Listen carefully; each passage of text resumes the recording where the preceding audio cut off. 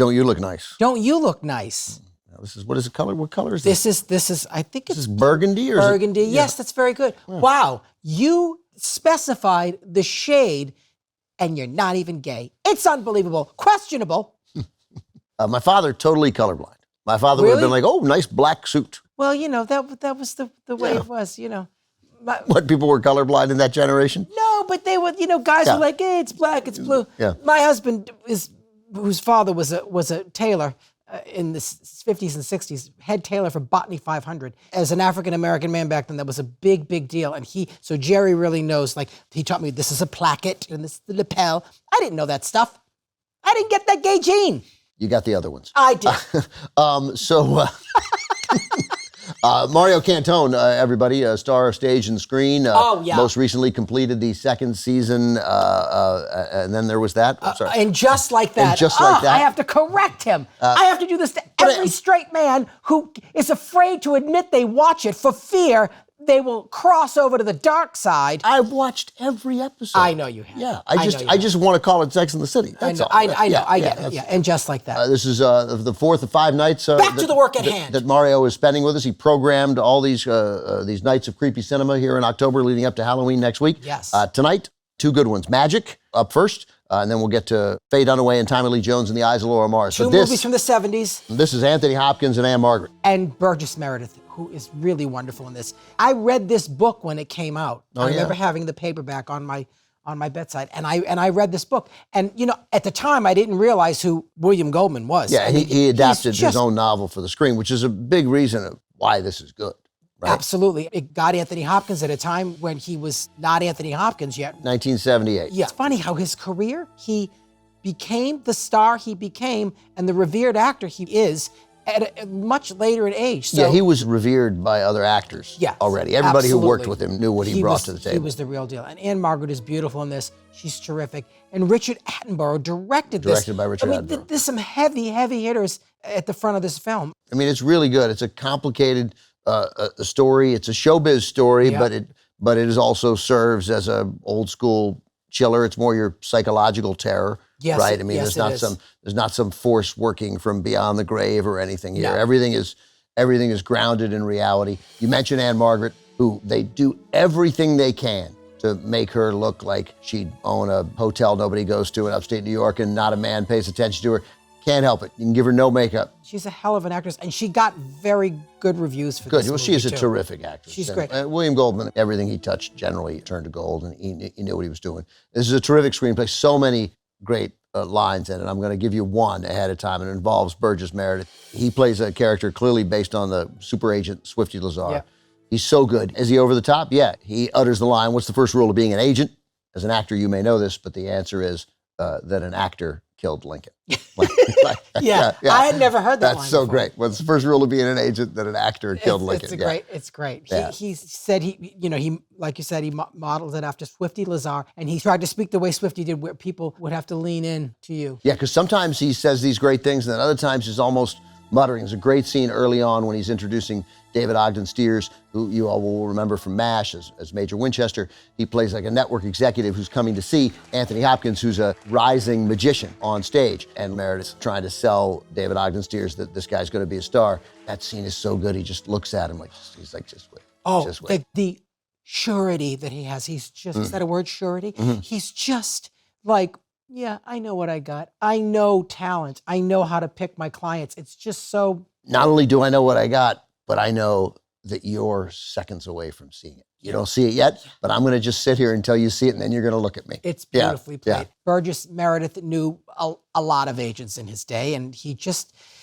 knew how to do it. You see the dummy, in the poster or in now and online when it's the movie, and you think that the dummy is like going to become humanized and that it's going to leave the realm of reality, but it never does. It's all him. It's all him. But the shots of him like leaning up against the window, looking out where he's just placed there. Yeah. One night when I watched this, I was alone in a hotel room and I tried to go to bed, and I don't do that. I don't get scared easily. Right. I heard things and saw shit. I was so scared. This movie really, This is a scares really me. scary movie. Yeah. This is a really scary movie. And then the end, where he does something heroic, right? He kills himself kills himself so he won't kill again, and then you get that moment of Ann-Margret going like, "Okay, Corky, you know what? I changed my mind. Let's do it." Look, my problem with this at times is that if you didn't see he was nuts at certain points, you're not paying attention. You're not paying attention, and you're not listening. Like he had a couple moments with Ann-Margret where like you got to recognize red flag, a lot of red flags. Red flag. Yeah. But she's in such an unhappy marriage, and he turned out not to be he was a horrible guy. No, but I mean, he's fighting it. I mean, he's the personality that is Corky was okay. That's just that guy's just damaged. It's you really see that struggle of him trying to not do these things, but he can't help it. It's so compulsive. Right, and the best scene that draws that out is my favorite scene in the movie, and it is so good, and it is so quiet, and it is Burgess Meredith sitting there, 5 minutes. 5 minutes. Make Fat shut up for 5 minutes.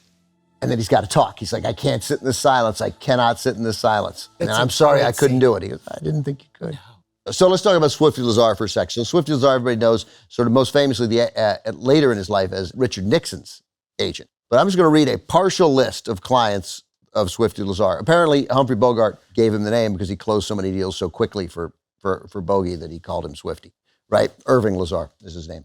So, in addition to Bogey, there's Lauren Bacall, Gene Kelly. That's right. I was with Swifty Lazar. He was a marvelous agent, I have to say. I really was. Madonna. Okay, I don't do Madonna. Joan Collins. You could probably. Blake. I only do one word from Dynasty. Blake. My ass is bony. I can't sit in these seats. Cary Grant, Cole Porter, Tennessee Williams. Wow. I mean, just, and that's a very... Tennessee Williams, that's amazing. Very partial list. Yeah, he did a lot of authors too. And Meredith was clearly inspired by him. And his death scene, also his struggle, right? Like he puts up a fight. Ann-Margret's husband finds him, Duke, finds Burgess Meredith. He actually gives him, mouth-to-mouth resuscitation. And you actually think maybe he's not dead. Because he already did this once. He already came to life like 3 times, yeah. So I want to mention, glad you mentioned Duke, because that is an actor, passed away, named Ed Lauter. And I ran into Ed Lauter twice in a couple of different delis. And Ed Lauter, people should know, in addition to being a really dynamite character actor, loved this channel, loved TCM, loved classic movies, was always eager to talk about it and say thanks to us for putting on the movie. So every time you see Ed Lauter, you're seeing one of your own. He worked a lot. He worked a lot. Always excellent in everything he did, and he's really good in this movie. And he in that scene in the boat, you think he's going to really do something to Corky, and he kind of doesn't. He just kind of says, I love her and I want her. She's mine. That's this combo of a great actor and a great script, right? The thing that all you guys talk about, because right, you think he's one thing, and then it's this guy who's sad because he's losing this woman he loves and he doesn't know how to keep her. That's called the actor giving the character the yes and the no. You keep going back and forth, and you keep it. You keep them on their toes, and you don't know what to expect. You and I felt the same way about this movie, which is that it just continues to throw little surprises at you, which is, as the way people throw surprises at you. Yeah. I love it. I'm so glad you picked it. I'm glad I picked it too, and I'm glad you approve. Because why? Oh, it's magic. Please stop. And then there's magic to do from Pippin, too. There's a lot of songs with the word magic in it. But unfortunately, this movie did not have a theme. Oh, and look, but we're out of time. Oh, what a shame. I'm so sorry. What are you, my therapist? Really? Throwing me out? I'm in the middle of a crisis. This is our second feature of the night. Yeah, this is The Eyes of Laura Mars. Oh, my gosh. This is an outrageous movie. And it was produced by John Peters, who bought it for Barbra Streisand, who he was dating at the time. She decided not to do it because of the kinky nature of the story. Yeah, she didn't want to do it. She didn't want to do it. She did do the song. Of course, she thought this would be a great song. The Eyes of a Prisoner. It's a big, torchy ballad, and it is actually a really good song. It would have been interesting to see her in the film, but instead, the role went to Faye Dunaway. I just want to make one thing, because maybe Barbara's watching. We know she likes the channel. Barbara needs to be on TCM. Oh my God, doesn't she? Yes, and she needs to feel the intense love that she will get. And when she's here, because I know she likes that side of the camera, I'll be sitting here and she'll be sitting there. So yes, Barbara, please come on. It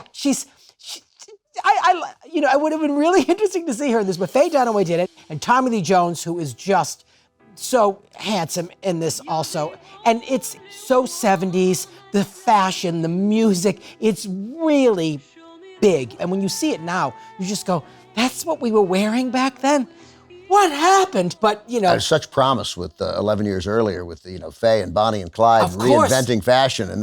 And then something went wrong. Yeah. Although But- it's of the times. It is of the times. And as far as I'm concerned, the 70s are my favorite decade of movies. Mine as well. So, I at first hadn't seen it in a long time. I didn't know if I was going to pick it. And Ben said, Ben Cheeves in the programming department, who I adore, who picks all these with me and says yes and no and, really helps me out. He said, watch it. And I did. And I was like, this is outrageous. This is a fun one. It's just fun. You can't take your eyes off the screen and the plot line and the characters. And, it's pretty Yeah, terrific. because the fun part is that Faye Dunaway is this very famous fashion photographer, Yep. right?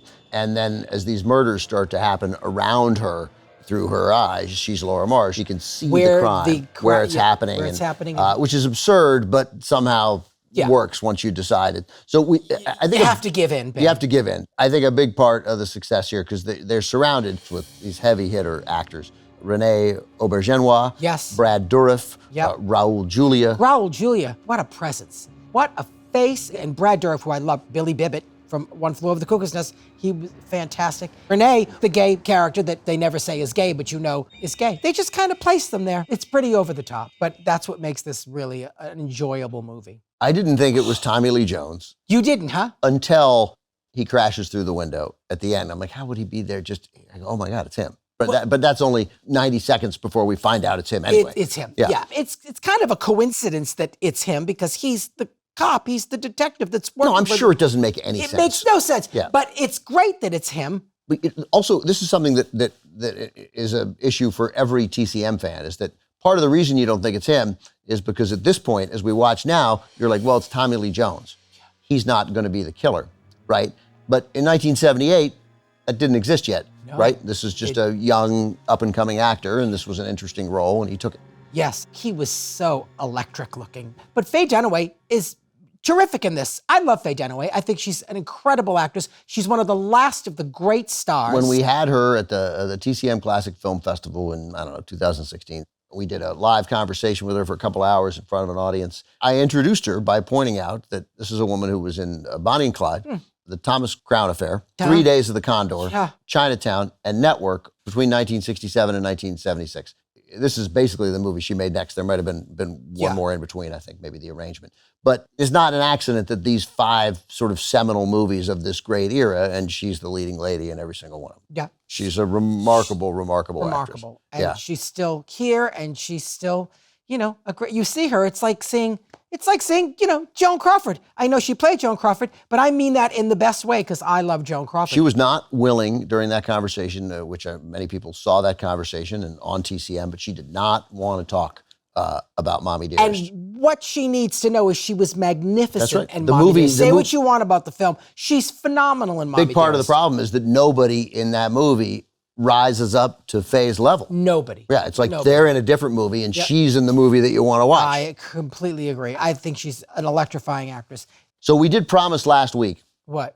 that Betty Davis might make an appearance. Well, Faye Dunaway. because we know that Betty was very public about Faye. Well, when Johnny Carson said to her, Betty was on Carson, yeah. yeah, and he said, what did he say? He asked, like, who was the person you least like working with, or was there anyone who caused you trouble? So $1 million, Faye Dunaway. And anyone that would sit in this chair would tell you the same thing.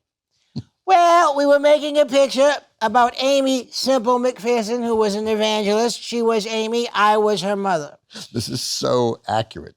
This is amazing. There we were in a heated tent, thousands of extras waiting for Miss Dunaway, sitting there with their boxed lunches.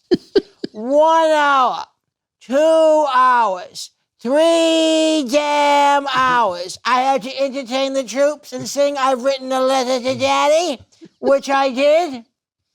They applauded, and finally Miss Dunaway graced us with her presence. Oh, really, Miss Dunaway? Did you get your eyeliner on correctly this time, or what?